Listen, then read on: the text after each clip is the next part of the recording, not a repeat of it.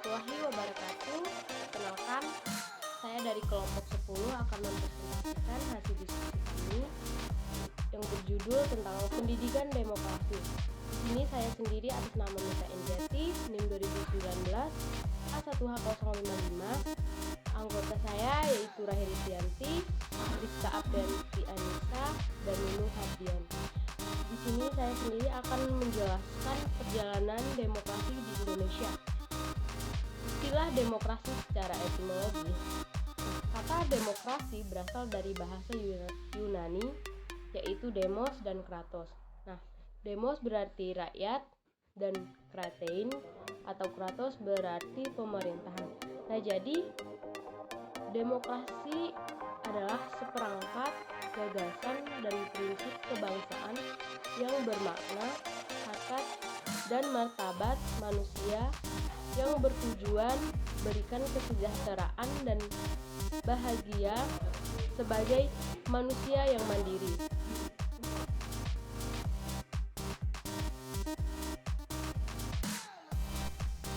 Saya Rizka Aprianti Anissa, NIM 2019 A1H087. Saya akan menjelaskan tentang macam-macam demokrasi. Yang pertama, demokrasi liberal atau parlementer. Demokrasi ini berlaku dari tahun 1945 sampai dengan 1949. Demokrasi ini juga bisa disebut dengan demokrasi konstitusional, yaitu sistem politik yang menganut kebebasan individu secara konstitusional. Ini dapat diartikan sebagai hak-hak individu dari kekuasaan pemerintah.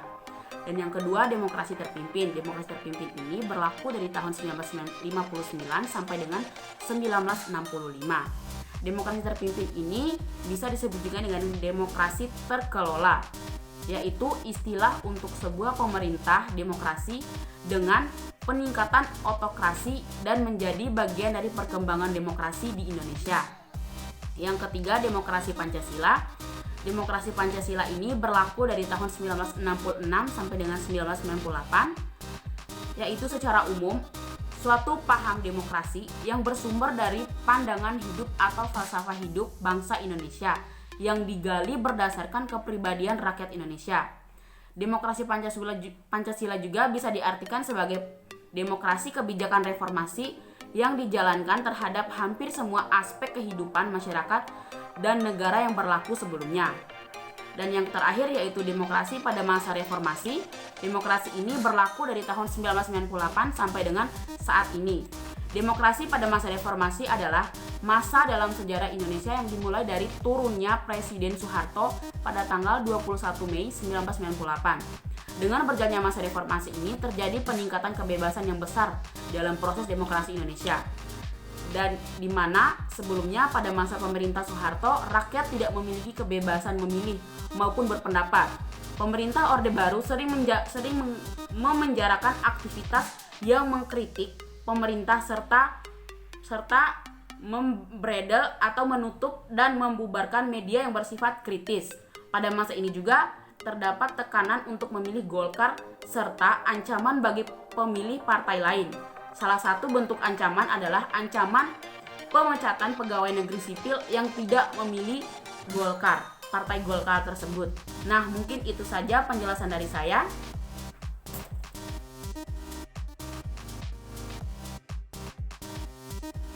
Saya atas nama Raheli Tianti, NIM 2019 A1H080 akan membahas tentang pengertian pendidikan demokrasi.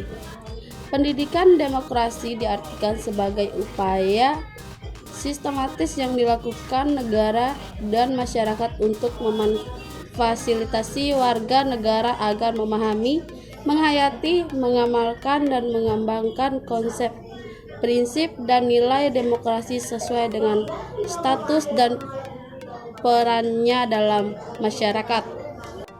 Demokrasi sendiri merupakan sistem pemerintah dari rakyat, untuk rakyat, dan oleh rakyat, di mana setiap orang dapat mengambil bagian perihal keputusan yang akan mempengaruhi kehidupannya dalam bernegara.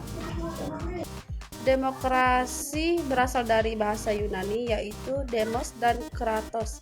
Demos bermakna rakyat atau kelayak, sementara kratos bermakna pemerintahan. Demokrasi sebagai sistem pemerintahan yang mengizinkan dan memberikan hak kebebasan kepada warga negaranya untuk berpendapat serta turun dalam pengambilan keputusan di pemerintahan. Sistem pemerintah di mana mayoritas rakyat berusia dewasa turut serta dalam politik atas dasar sistem perwakilan yang kemudian menjamin pemerintah bertanggung jawab kan setiap tindakan dan keputusannya. Demokrasi sebagai bentuk pemerintah rakyat karena dalam kekuasaan pemerintahan terdapat porsi bagi rakyat atau orang banyak yang mengatur, mempertahankan dan melindungi dirinya dari paksaan orang lain atau badan yang tak bertanggung jawab. Kekuasaan negara harus dibagi dan dilaksanakan oleh 3 lembaga atau institusi yang berbeda dan terpisah satu sama lain, yaitu pertama, legislatif yang merupakan pemegang kekuasaan untuk membuat undang-undang, kedua, eksekutif yang memiliki kekuasaan dalam melaksanakan undang-undang, dan yang ketiga adalah yudikatif yang memegang kekuasaan untuk mengadili pelaksanaan undang-undang, dan masing-masing institusi tersebut berdiri secara independen dan tanpa dipengaruhi oleh institusi lainnya. Kemudian bentuk-bentuk pendidikan demokrasi. Yang pertama, demokrasi format. Demokrasi format adalah sebuah bentuk dari demokrasi yang melakukan pemberian dari kekuasaan hukum yang dimana juga akan sama ke dalam sebuah bidang politik tanpa melakukan sebuah bentuk pertimbangan dari perbedaan ekonomi. Kemudian demokrasi informal yang dimana lingkungan keluarga. Yang ketiga, demokrasi non formal. Demokrasi non formal adalah lingkungan masyarakat, lembaga swadaya, partai politik,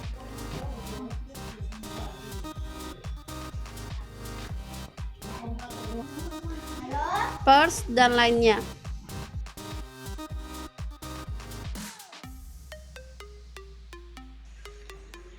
Saya Nunung Hardianti. Di sini saya akan menjelaskan tentang tujuan pendidikan demokrasi. Pendidikan demokrasi pada dasarnya membangun kultur demokrasi yang nantinya bersama dengan struktur demokrasi akan menjadi fondasi bagi negara demokrasi. Adapun tujuan lain, pendidikan demokrasi adalah untuk mempersiapkan warga masyarakat berpikir kritis dan berpikir demokratis. Selain itu, agar warga negara mengerti, menghargai kesempatan dan tanggung jawab sebagai warga negara yang demokratis.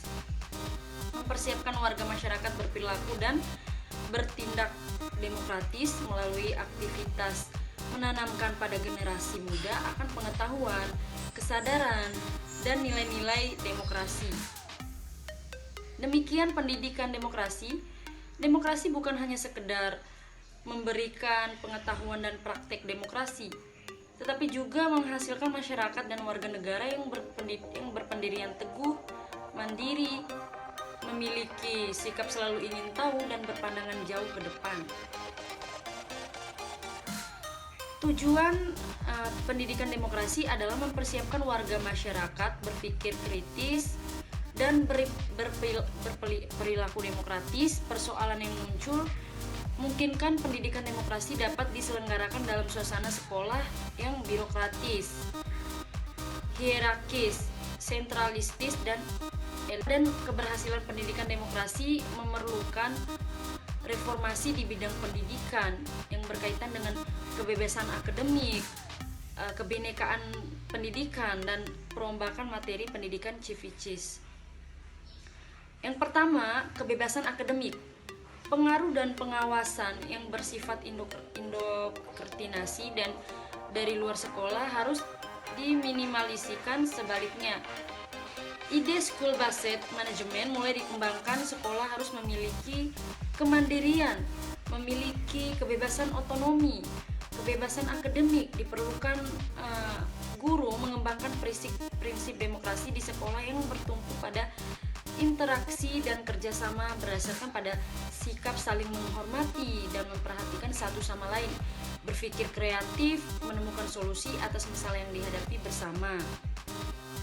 Sekolah yang demokratis harus mendorong dan memberikan kesempatan semua siswa aktif berpartisipasi dalam pengambilan keputusan, merencanakan kegiatan dan melaksanakan rencana tersebut. Kebebasan akademik menuntut sekolah tidak dapat dipisahkan dengan aktivitas politik karena hubungan politik dengan pendidikan amatlah erat, bahkan cenderung bersifat sosial alami seperti pernyataan Plato dan Aristoteles. Apapun yang diinginkan suatu negara harus juga disediakan di sekolah. Manifestasikan dalam Bhinneka Tunggal Ika yang di dalamnya termasuk kehidupan pendidikan, tujuan pendidikan Ika, namun proses dalam mencapai tujuan bersifat bhinneka. Kurikulum yang memuat pokok-pokok pembelajaran dapat ditentukan secara nasional. Yang ketiga, civis. Di era Orde Baru, sekolah berupaya menciptakan bentuk perilaku politik tertentu dengan mengimplementasikan pendidikan kurikulum kewarganegaraan yang berdasarkan pada disiplin yang kaku dan bersifat indoktrinatif. Berbagai kegiatan ekstrakurikuler yang dilakukan diharapkan mendukung tercapainya terbentuknya perilaku politik tertentu. Alam pendidikan politik yang indoktrinatif, siswa mengikuti kegiatan seremonial dalam bentuk upacara yang penuh rasa keterpaksaan. Pendidikan kewarganegaraan penuh dengan doktrin dan informasi yang tidak diperlukan siswa. Maka reformasi mutlak diperlukan, reformasi pendidikan. Yang keempat, tantangan memperbarui pendidikan kewarganegaraan dalam jangka pendek akan menghadapi tantangan dari sisa orde-orde baru yang masih memiliki kekuatan di dunia pendidikan. Sekolah demokratis memasuki abad ke-21. Isu perbaikan pendidikan di Indonesia mencatat ke permukaan, disuarakan oleh semua departemen terkait sebagai otoritas pengelola jalur pendidikan dan juga para praktisi dan polisi maker dalam penggunaan sektor